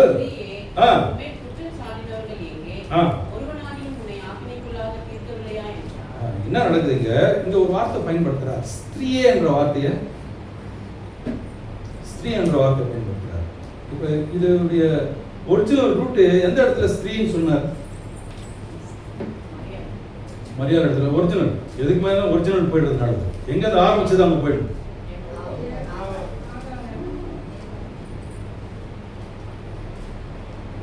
பேர் ஏவான் பேர் வைக்கிறதுக்கு முன்னாடியே ஸ்திரீயை தான் தெரியும். ஆனா அன்றைக்கு இருந்த சமுதாயம் பெண்களை ஒரு பொருட்டு கூட பண்ணல, மிருகத்தை விட கேவலமா நடத்தினாங்க பெண்களை. அதனாலதான் கையில் களமா பிடிக்கப்பட்டு அந்த பொண்ணை கொண்டு நிறுத்தினாங்க. இயேசு கேட்கிறாரு, உங்களில் பாவம் செய்யாதவன் முதல்ல கல்லேறி கிடைக்கணும். எல்லாரும் கிளம்பி போயிட்டான். பாருங்க, ஒரிஜினலா ஏவாளை எப்படி ஏவாளை உண்டாகிறதுக்கு முன்பதாகவே ஸ்திரீன்றது டைட்டில் கொடுத்தாரோ அதே வார்த்தையை இங்க என்ன பண்றாரு, தேவனுடைய அன்பு ஆதியிலிருந்து இன்றைக்கு வரைக்கும் மாறவே, ஏதேன் தோட்டத்திலிருந்து இன்னைக்கு வரைக்கும் இந்த இடத்துல மாறவே இல்லை. இப்போ ஏன் அந்த இடத்துலனா இயேசு பிதா எப்படி அழைத்தாரோ தான் குமாரனாக இயேசுவும் அங்க அழைத்தாருன்றது தான் அதுல சுவாரஸ்யமான ஒரு விஷயம். அப்போ இயேசுவும் அதே வார்த்தை தானே பண்றாரு, ஸ்திரீ என்ற காரியங்களை இருக்கிறப்போ கையங்களமா பிடிக்கப்பட்ட, அதுல மிஸ் ஆகிறதுக்கு வாய்ப்பே கிடையாது. தவறு செய்யல என்ன பண்ண முடியாது, சொல்ல முடியாது. ஆனா தவறை பத்தி பேசல, அந்த குற்றம் சுமத்துல நீ போய் நீ அங்கதான் தேவனுடைய கிருபை என்றது என்ன, அன்பு என்ன, அவருடைய தயவு என்ன, அவர் இறக்கம்ன்றதை பார்க்க முடியும். அன்றைக்கு பெண்கள் என்ன பண்ணல, மதிக்கல. அதுதான் பாருங்க ஒரு துக்கமான ஒரு காரியம் என்னன்னா, இயேசு அன்றைக்கு வரைக்குமே பாருங்க பெண்களை ஒரு பொருட்டாக அவங்க என்ன பண்ணல, மதிக்கவே இல்லை. மிருகங்களோட கேவலமாக தான் என்ன பண்றாங்க. அதாவது டைவர்ஸ்ன்றது எப்படின்னா, சாம்பார்ல உப்பு போடலாம்னா டைவர்ஸ், சாம்பார்ல உப்பு போடணும்னா டைவர்ஸ். இவர் வந்து வெளியில வந்து நிற்பாரு, எதிர்த்தாப்புல பிடிக்காதுன்னா உடனே டைவர்ஸ். உடனே அவர் பண்ண தழுது சீட்டை கொடுத்து ஆண்டவர் எதுக்காக இந்த சட்டத்திட்டங்கள் கொடுத்தாருன்றது அவங்களுக்கு சொன்னார். இவங்களுக்கான சில சட்டத்திட்டங்களை ஏற்படுத்தி வைத்துக் கொண்டு ஜனங்களை அந்த அளவுக்கு ஒரு, இத்தனைக்கும் இவங்க டைட்டில் இல்லை, மேய்ப்பர்கள், வேதப்பாரர்கள், இவங்களுக்குள்ள ஒரு அந்த ஒரு சிந்தை அப்படி வந்துச்சு பாருங்க. இயேசு அந்த இடத்துல என்ன பண்றாரு, மனதுருகி அவங்களுக்கான காரியங்களை செய்கிறார். கர்த்தர் பாருங்க எந்த இடத்திலும் தன்னை வெளிப்படுத்த போகும்போது அன்பாக தான் என்ன பண்றாரு, வெளிப்படுத்துகிறார். அதே தான் இன்றைக்கு தேவனுடைய அன்பு, தேவனுடைய தயவு, தேவனுடைய இரக்கத்தை நாம் அறிந்து கொள்ள வேண்டியது. அதனால தான் தேவன் யாரையுமே என்ன பண்றது இல்லை, தள்ளுவதே கிடையாது, நிராகரிக்கிறது கிடையாது. தேவன் ஒரு நாளும் நம்மளை வந்து கைவிடுவதே கிடையாது. நீங்க பாருங்க, நானும் என்னுடைய கிறிஸ்துவ பாதையில வளர்ந்து வந்த பாதையில கூட நீங்க பாத்தீங்கன்னா எத்தனை சூழ்நிலையில தள்ளப்பட்ட சூழ்நிலையில இருந்துதான் வந்திருக்கோம். ஆனால் இவர்களை காட்டிலும் இயேசுனுடைய அன்பு யாருன்னு புரிந்து கொண்டதுனால தான் இன்னைக்கு நான் என்ன பண்றேன், பிரசங்கிக்கிறேன். யோசிச்சு பாருங்க, இப்போ குற்றம் சாட்டின ஆட்கள் குறித்து நம்ம பெருசா பண்ண வேண்டியதில்லை, யோசிக்க வேண்டியதில்லை. அது உள்ள இப்படி என்னை நடத்துகிற தேவன் யாருன்றதை நான் அறிந்து கொள்ள போகும்போது அந்த இடத்துல எனக்கு உதவி செய்கிறது. அப்போ ஒவ்வொரு இடத்துலையும் இப்படிப்பட்ட ஆட்கள் பாருங்க நம்மளை சுற்றி நிறைய பேர் நமக்கு இருக்க தான் செய்வாங்க. என்னன்னா இவங்க ஏதோ இவங்க இப்படி பேசுகிற ஆட்கள் பரிசுத்தவான்கள் மாதிரியும் நாமெல்லாம் யாரு பாவிகள் மாதிரி. நீங்க நிறைய பிரசங்கங்கள் அப்படிதான், அவன் பிரசங்கிக்கிறவர்கள் பரிசுத்தவான்கள் மாதிரியும் இங்க உட்கார்ந்து இருக்கிறவங்க யாரு, இப்ப நாம எப்படி சொல்லுவோம், நாங்கள் நீதிமான்கள். ஆமென். அந்த புரிந்து கொள்ளுதலுக்குள்ள வர போகும்போது குற்ற உணர்வு தேவன் உணர்த்துறாருன்னா நான் அந்த இடத்துல செப்பரேட் பண்ணுறேன். உணர்த்துறாருன்னா அந்த இடத்துல உடனே செப்பரேட் பண்ண. எங்க உட்காந்துருக்கிறோம், தேவனுடைய சமூகத்தில் உட்காந்துருக்கிறோம். பாருங்க, பெரிய சபையில ஆராதிக்கிறாங்க, தொழுது கொள்றாங்க, எல்லா காரியங்களும் நடக்குது. முடிஞ்சதுக்கு அப்புறம் கம்யூனியனுக்கான லீட் பண்றாங்க. அது வரைக்கும் ஆராதிச்ச ஆட்கள் கம்யூனியன் எடுக்காம ஒரு 10 பேர் என்ன பண்றாங்க, கீழே உட்கார்றாங்க. என்ன பிரதர் எடுக்கல, செய்யலன்னா இல்ல நான் செப்பரேட் பண்ண வேண்டியது. சரி, நீங்க எங்க உட்காந்துருக்கீங்க, சபையில தானே உட்காந்துருக்கீங்க. இருக்கிற இடத்துல ஆண்டவரே என்ன மணின்னு வரப்போது தேவன் என்ன மணிக்க மாட்டாரு. யோசிச்சு பாருங்க. அப்போ நாம என்ன பண்ணிட்டோம், இல்ல இது நமக்கு தேவனுக்கு விரோதமான காரியம். அப்போ பாருங்க, ஏதோ ஒரு அந்த செயல்பாடு அவங்களை தேவனுடைய அந்த கர்த்தருடைய பரிசுத்தமான பந்திக்குள்ளாக கொண்டு போகாமல் பாருங்க, இதுக்கு இன்னொரு அடுத்த டர்ன் வர வரைக்கும் நம்ம என்ன பண்ணணும், வெயிட் பண்ணணும். இது எங்க இருந்து கிடைச்சது இந்த போதனை, யோசிச்சு பாருங்க. யார் இப்படி புரிந்து கொள்றதுக்கு உதவி செஞ்சது, யோசிச்சு பாருங்க.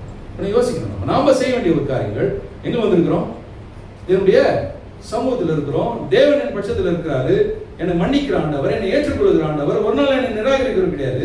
பாருங்க, இவங்களா நிராகரிச்சுக்கிட்டு தேவனுடைய சமூகத்தை விட்டு என்ன பண்ணிட்டாங்க.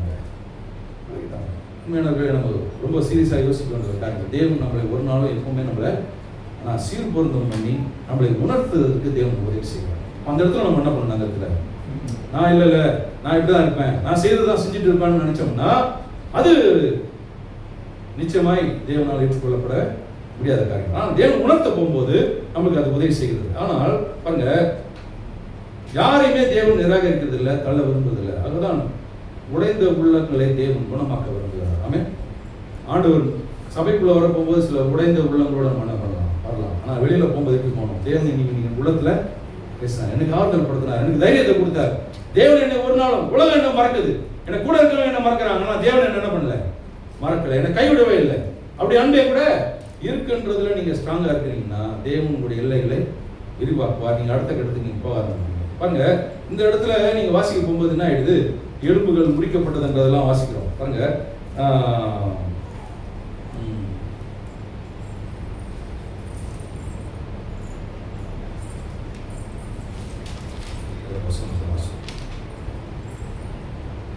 அதாவது ஆடுகளுடைய எலும்புகள் என்ன ஆகிடுதான், முறிக்கப்படுகிறது. அதை நாம வந்து சரியாய் கொண்டு போகலன்னு வரும்போது இப்போ என்ன ஆயிடுது, பிரசங்கத்தின் மூலமாய் ஆவிக்குரிய ரீதியில் பார்த்தோம்னா பிரசங்கத்திலே இப்போ உங்களை என்ன பண்ணிட்டு இருக்கோம், ஃப்ராக்சர் ஆகிட்டு இருக்கோம். சில பிரசங்கம் என்ன ஆயிடுதுங்களா, ஃப்ராக்சர் ஆகுது, உங்களுக்கு சில ரணம் உண்டாக்குது.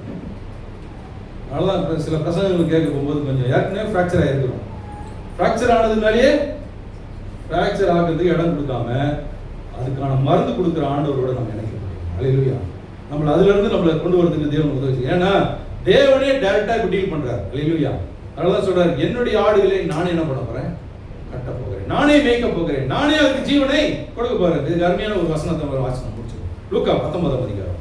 புதிய ஏற்பாடுக்கு அப்படியே வந்துருவோம். லூக்கா 19 அதிகாரம்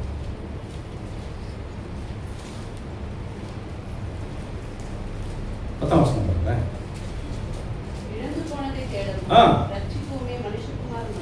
வந்திருக்கிறார் என்று நான் வந்திருக்கிறார்.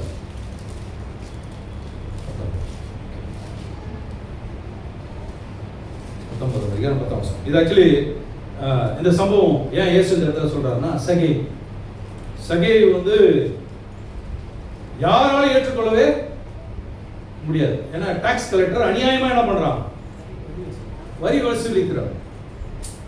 சமுதாயத்தில் ஏற்றுக்கொள்ள முடியல, நிச்சயமா ஆண்டவரால் என்ன பண்ண முடியாது. சமுதாயம் ஏற்றுக்கொள்ளனா ஆண்டவர் ஏற்றுக்கொள்வார் போட மாட்டார். இது செஞ்சதுனால ஏற்றுக்கொள்வார் நம்ம சொல்றோம். ஆனா அன்னைக்கு இருக்கிற புரிந்துகள் இன்னைக்கு நம்ம ஏதாவது தப்பு செஞ்சுட்டா கண்டிப்பா கடவுளை என்ன மாட்டாரு, மன்னிக்கவே மாட்டார். அது எப்படிங்க மன்னிப்பாரு அப்படி நம்ம நினைக்கிறோம். ஆனா சகைவு அருமையான எக்ஸாம்பிள்.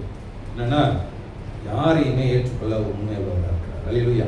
நீ யாருமே தேவனை நிராகரிக்கிறது கிடையாது. தேவன் அன்புள்ளவர், தயவுள்ளவர். அதனாலதான் சொல்றாரு 10ஆம் வசனம் சொல்றாரு, இழந்து போனதை தேடவும் ரட்சிக்குமே மனுஷகுமாரன் வந்தார். மத்தேயு 19ஆம் அதிகாரம், மத்தேயு 9ஆம் அதிகாரம் 36ஆம் வசனம். மத்தேயு 9ஆம் அதிகாரம் 36ஆம் வசனம் வாசிக்க போங்க. அவர் திரளான ஜனங்களை கண்ட பொழுது அவர்கள் மேய்ப்பில்லாத ஆடுகளைப் போல தோய்ந்து போனவர்களும் சிதறப்பட்டவர்களுமாய் இருந்தபடியால் அவர்கள் மேல் மனதுருகி. தேவன் அந்த ஜனங்களை பார்க்கும்போது எப்படி பார்க்கிறாரா, இப்போ மாஸ்டரா இருக்கிறவங்கள பார்க்கறான்னு எப்படி பார்ப்பேன், டெரரா பார்க்கக்கூடாது. ஆனா இன்னைக்கு என்ன ஆயிடுது, டெரரா பார்க்கக்கூடிய ஆட்கள் இன்னைக்கு அதிகமாயிட்டாங்க. தேவன் உங்களை எப்படி பார்க்கிறாருன்றதுனால தான் இயேசு இந்த இதில் பார்க்கறாரு. அது வரைக்கும் வேத பார்க்க பரிசேயர்கள் ஜனங்கள் எப்படி பார்த்தாங்க, இயேசுடைய இப்போ யோசிச்சு பாருங்க, டிஃபரன்ஸ் பாருங்களேன். அங்க இதெல்லாம் பார்க்க போகும்போது இயேசு எந்த இடத்துலையும் தன்னை தெய்வமா காமிக்கல, ஒரு மனுஷனா தானே பண்றாரு, காண்பிக்கிறார். கரெக்டா, மனுஷனா தான் காண்பிக்கிறார். அதனாலதான் அவருடைய உள்ளம் எப்படி இருக்குன்றத பார்க்கணும் பாருங்க. அவர் திரளான ஜனங்களை கண்ட பொழுது, யாரு இயேசு திரளான ஜனங்களை கண்ட பொழுது அவர்கள் மேய்ப்பன் இல்லாத ஆடுகளைப் போல தோய்ந்து போனவர்களும் சிதறடிக்கப்பட்டவர்களுமா இருந்தபடியால் அவர்கள் மேல் மனதுருகி தம்முடைய சீஷர்களை நோக்கி, அறுப்பு மிகுதி வேலையாட்களோ கொஞ்சம். இன்னைக்கு இதெல்லாம் சுவிசேஷத்துக்கு பயன்படுத்தி சர்ச்சுக்கு வந்த உடனே போடுன்னு வெளியில இருக்கும்போது ஆண்டவர் அன்பா இருக்கார் தயவா இருக்காரான்னு சொல்லிட்டு சபைகளை கொண்டு வந்து கதை சாத்தி என்ன பண்றது, எல்லாமே பிச்சுக்கிற அளவுக்கு போட்டு சாத்துன்னு நம்ம என்ன பண்றோம். ஆனா அருமையான வசனம். ஆனா அதுக்கு முன்னாடி மனதுறாரு, இவன் புரியாம செய்யறான், அவங்களுடைய எண்ணங்கள் சரியில்லை, அவங்களுடைய யோசனைகள் சரியில்லை, முரண்பாடா இருக்குது. எங்க மாத்தணுமோ அங்க மாற்ற வேண்டி இருக்குது. பாருங்க, இந்த சில மொழிபெயர்ப்புல இந்த தோய்ந்து போனவர்கள் டிரான்ஸ்ஃபர்மேட் டவுன் டு த காஸ்ட்னு வருது. அதாவது கீழே விழுந்த நிலை, அவனால ஏற்றிக்கவே முடியாது, அவ்வளவுதாங்க என் வாழ்க்கையே முடிஞ்சு போச்சு, என்னால மேற்கொள்ளவே முடியாது அப்படின்றது தான். ஆனா ஆடுகள் சில நேரம் மேய் பண்ணுறாங்க, ஆடுகள் நிறைய இருக்கும் போகும்போது சில ஆடுகள் போய் கவுந்து படுத்துறோம், அதுக்கு முதுகுலாம் வந்து ஒரு மாதிரி அரிப்பு, ஒரு வேதனை, ஒரு அன்கம்ஃபர்டபுளான சுச்சுவேஷன் வந்துருமா பாருங்க ஆடுகளுக்கு. இப்படி வரப்போகும்போது அந்த கால்கள் மேல வச்சுக்கிட்டு ஏதோ நடந்துச்சுன்னு, அசம்பாவிதம் நடந்துச்சு, அவ்வளவுதான் நான் செத்து போயிடுவேன் அப்படின்ற ஒரு பயத்தோட என்ன பண்ணுமா, அது ஒரு மாதிரி வைப்ரேட் ஆகி ஒரு பயத்துல அப்படியே கலங்கி நிற்குமா. ஆனா ஆடு அந்த மேய்ப்பன் பார்த்து அந்த ஆடை எடுத்து தன்னுடைய மடியில வைத்து அதுக்கு தடவி கொடுத்து அதுக்கு ஒரு ரிலாக்ஸேஷன் கொடுத்து வரும்போது மறுபடியும் அந்த ஆடு என்ன ஆயிடுமா, நார்மல் ஆயிடும். ஏதோ ஒரு காரியத்தை குறித்து தான் பயம் முடிஞ்சு போச்சு, என் வாழ்க்கையே முடிஞ்சு போச்சு, இனிமே எதுவுமே எனக்கு கிடையாதுன்னு சொல்லக்கூடிய ஒரு பயமான சூழ்நிலையில் இருக்க போகும்போது அந்த ஆடை எடுத்து அந்த மேய்ப்பன் எடுத்து தடவி விட்டு போகும்போது அதுக்குள்ள என்ன வருது? பெரிய உத்தியோகம் வருது. ஆனால் இன்னைக்கு பரிசேயர்கள், வேலைப்பார்கள் அந்த ஆடுகளை ஜனங்கள் எப்படி நடத்தினாங்க? முரண்பாடை தான் நடத்தினாங்க. அப்போ அவங்களுடைய சட்டத்திட்டங்கள் தான் அதான் பாருங்க. ஓய்வு நாளில் இயேசு பர்பஸாக ஒரு காரியத்தை செய்கிறார். நிறைய விஷயங்கள் அவங்களுக்கு ஆர்கியூமெண்ட்டாக கொண்டு போகிற மாதிரி தான் செய்கிறார். குற்றம் சாட்டும்படி தான் செய்கிறார். என்னன்னா ஓய்வு நாளில் கை சும்பப்பட்ட ஒரு மனுஷனுக்கு சுகத்தை கொடுக்குறாரு. சுகத்தை கொடுக்க போகும்போது பர்பஸாகவே அவன் மேலே குற்றம் சாட்டுவதற்காகவே இந்த காரியங்களை அவன் என்ன பண்ணுறாங்க, அவனுக்கு பார்க்குறாங்க. ஸோ ஓய்வு நாளில் நீ எப்படி இந்த அற்புதத்தை செய்ய முடியும்? அப்போ இயேசு மத்திய 12ஆம் அதிகாரம் நீங்கள் வாசிங்க, சம்பவம் மாத்திரம் சொல்லிடுவேன். இயேசு அந்த இடத்துல ஒரு காரியத்தை டீல் பண்ணுறாரு. எப்பா அன்றைக்கு அவங்க பாருங்க, அவங்க வந்து நிறைய பிஸ்னஸ் பண்ணிட்டு இருந்த ஆட்கள். ஆனால் அதில் ஒரு பிஸ்னஸ் என்னன்னா ஆடுகளை வச்சிருக்கிறான். அப்படி இருக்கிற ஆடு ஒன்று ஓய்வு நாளில் ஏதாவது ஒரு குழியில் வந்துருச்சுன்னா நீ விட்டுட்டு வந்துருக்கியா? அதை விட மாட்டல்ல. அப்போ யோசிச்சு பாருங்க, ஆடுகளுக்கு விட மனுஷன் மோசமானவனா போயிட்டான். ஆடுகளை விட மனுஷன் மோசமானவனா போயிட்டான். அப்படிதான் அன்னைக்கு சமுதாயம் நடந்துச்சு. ஆனால் இந்த இடத்துல இயேசு சொல்றாரு, நீ அந்த ஆடை நீ காப்பாற்ற மாட்டியப்பா. அதுதான் நான் இங்கே செய்கிறேன். இன்னைக்கு ஆண்டவர் நம்மளுக்கு அதுதான் சரி. யாரையுமே கர்த்தர் என்ன பண்றதில்லை, நிராகரிக்கிறதில்லை. அவங்கள வந்து எந்த இடத்துலையும். அதனால தான் தேவன் இயேசு சொல்ற ஒரு காரியம், உங்களில் ஒரு ஆடு குழியில் விழுந்ததுன்னா நீங்க என்ன பண்ணுவீங்க? அதை காப்பாற்ற மாட்டீங்களா? எப்பேற்பட்ட ஒரு மனதுருக்கத்தை பார்க்கிறோம். அப்போ ஓய்வு நாளில் செய்யக்கூடாதுன்னு சொல்றத வந்து இவங்க எப்படி மாத்திட்டாங்க? செய்யவே கூடாது. ஓய்வு நாளில் நீ பரிசுத்தமா ஆசரிப்பாயின்னு சொல்றதுக்கு வந்து பாருங்களேன், இயேசு வாழ்ந்த நாட்கள் சிலுவையில மறிக்கிற வரைக்கும் எல்லாமே அவருக்கு சேலஞ்சா தான் இருந்துச்சு. எதுவுமே அவருக்கு ஃபேவரா இருந்தது யோசிச்சு பாருங்க.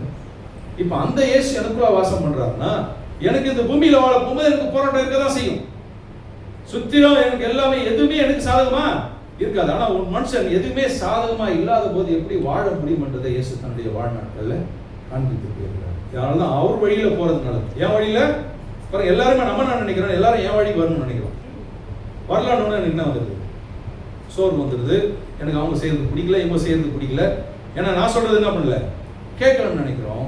ஆனா அது இல்லை. நாம எல்லாருமே யாருடைய சத்தத்துக்கு செவி சாய்க்கணும்?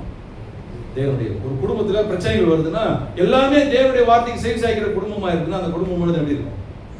சமாதானத்துக்குள்ள இருக்கும். அதுல நீ சொன்ன நான் சொல்லணுன்றதுக்கு அங்க என்ன இருக்காது, இடமே இருக்காது. நான் சொல்றது நீ கேட்கலன்றதுக்கு இல்லை. எல்லாருமே தேவனுக்கு நாம அர்ப்பணித்து நாம செய்ய போகும்போது நம்மளுடைய பாதையில தேவன் நம்மை நடத்துகிற காரியங்கள் இருக்கும். அதுதான் அந்த இடத்துல எதை காண்பிக்குது, மனது இருக்கும். ஆனா ஜனங்கள் பாருங்க, இப்படி இல்லாததுனால, விசுவாசத்தை செயல்படுத்தாதனால கீழே அவங்க எப்பவுமே விழுந்தது போலவும், தைரியமா இல்லாதது போலவும், விசுவாசத்துல குறைவில்லாதது போலவும், என்னால மேலவே முடியாது அப்படின்ற ஒரு நிலைப்பாட்டுக்குள்ளாக என்ன ஆயிடுறாங்க, தள்ளப்படுறாங்க.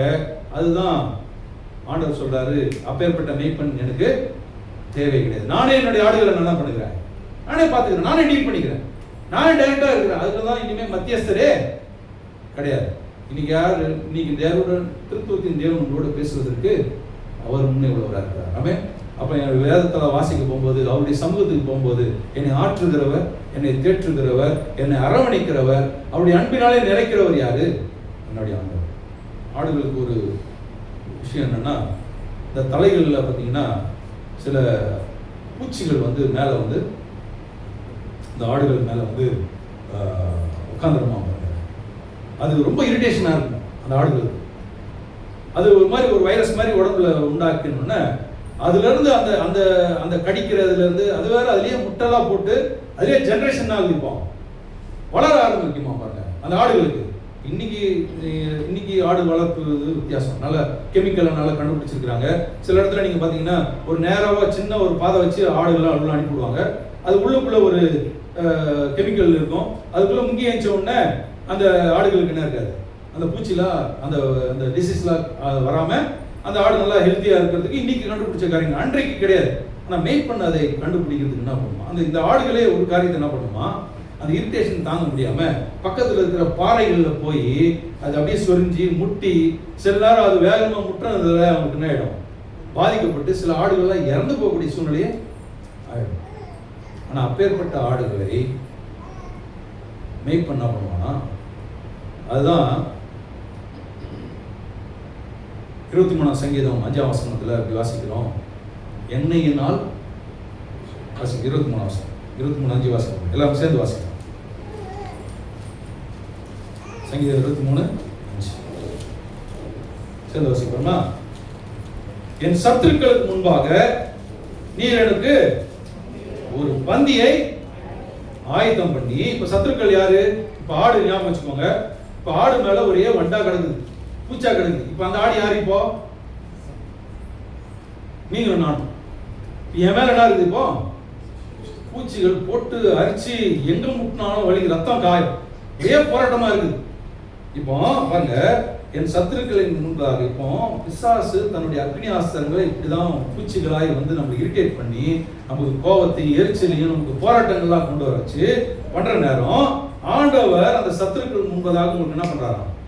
ஒரு பந்தியை ஆயத்தப்படுத்தி என் தலையை எண்ணெயால் அபிஷேகம் பண்ணுகிறீர், என் பாத்திரம் நிரம்பி வருகிறது. பாருங்க, அந்த எண்ணெயை எடுத்து அந்த மேய்ப்பன் அந்த ஆடுகள் தலைமையில தடவும் போகும்போது அந்த பூச்சிகள் என்ன ஆயிடுது? இல்லாமல் போயிடுமா? அப்பேற்பட்ட ஒரு பாதுகாப்பு. அப்போ அதே ஆண்டவர் எப்படி மேய்ப்பன் தன்னுடைய ஆடுகளை எப்படி பராமரிக்கிறானோ அதே போல நம்ம எல்லாருக்குமே மேய்ப்பனா இருக்கிற ஆண்டவர் நம்மளை பராமரித்து நம்மளை அவருடைய பாதையில் நடத்துவதற்கு அவர் உண்மை உள்ளவராக இருக்கிறார். அல்லேலூயா. எழுந்து நிற்போமா? அப்ப நான் விழுந்து போயிட்டேன், எனக்கு தைரியமே இல்லை, நான் மேலே முடியாதுன்னு என்ன பண்ணக்கூடாது? நம்ம சொல்லவே கூடாது. ஏன்னா ஆண்டவர் ஸ்டில் காட் இஸ் இன். தேவனுடைய சமூகம், தேவனுடைய வழி நடத்துவது இன்றைக்கு நமக்கு இருக்குதுன்றதுதான் உண்மை. கண்களை கூடி நம்ம ஜெபம். நல்ல ஆண்டவரே, அருமையான இந்த நல்ல நாளுக்காக ஸ்தோத்திரம். மட்டுமாய் பாடி துதித்து ஆராதித்து தேவனுடைய வார்த்தைகளை நாங்கள் தியானித்தோம். எங்களுக்குள்ளாக மனசோர்வு வரப்போகும்போது, அதைரியங்கள் வரப்போகும்போது, பயங்கள் வரப்போகும்போது தேவன் எங்களுக்கு பயமுள்ள ஆவியை கொடாமல் அன்பும் பலனும் தெளிந்த புத்தியுள்ள ஆவியை கொடுத்திருக்கிறீர். திரும்பவும் நான் பயப்படுகிறதற்கு அடிமைத்தனத்தின் ஆவியை பெறாமல் அப்பா பிதாவே என்று கூப்பிட பண்ணுகிற புத்திர சுகாயத்தின் ஆவியை எங்களுக்கு நீ கொடுத்திருக்கிற ஆண்டவரே. இப்பேற்பட்ட வார்த்தைகளை எங்களுக்கு கொடுத்து நீங்கள் என்னிலும் என் வார்த்தை உங்களில் நிலைத்திருக்க போகும்போது நீங்கள் கேட்டுக்கொள்கிறது எதுவோ அது உங்களுக்கு அருளப்படும் என்ற அந்த வார்த்தையின் பிரகாரம் தேவன் எங்களுக்கு அந்த சோர்வை நாங்கள் விரட்டி அடிக்கிறவர்களாய் அநேகரை சோர்வுக்குள்ளாக இருக்கிற ஜனங்களுக்கு அவனுடைய அன்பையும் அவனுடைய தயவு இறுக்கத்தை நாங்கள் எடுத்து காண்போம்.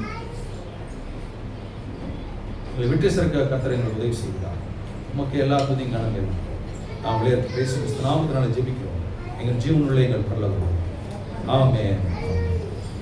நம்முடைய கர்த்தராகிய இயேசு கிறிஸ்துவினுடைய கிருபையும் பிதாவாகிய தேவனுடைய அன்பும் பரிசுத்த ஆவியானுடைய அந்நியனமும் ஐக்கியமும் நம் அனைவரோடு கூட இன்றைக்கும் கர்த்தர் வரும்போதும் நம்மோடு இருக்கிறார். எல்லாரும் சேர்ந்து சொல்லுவோம். ஆமென்.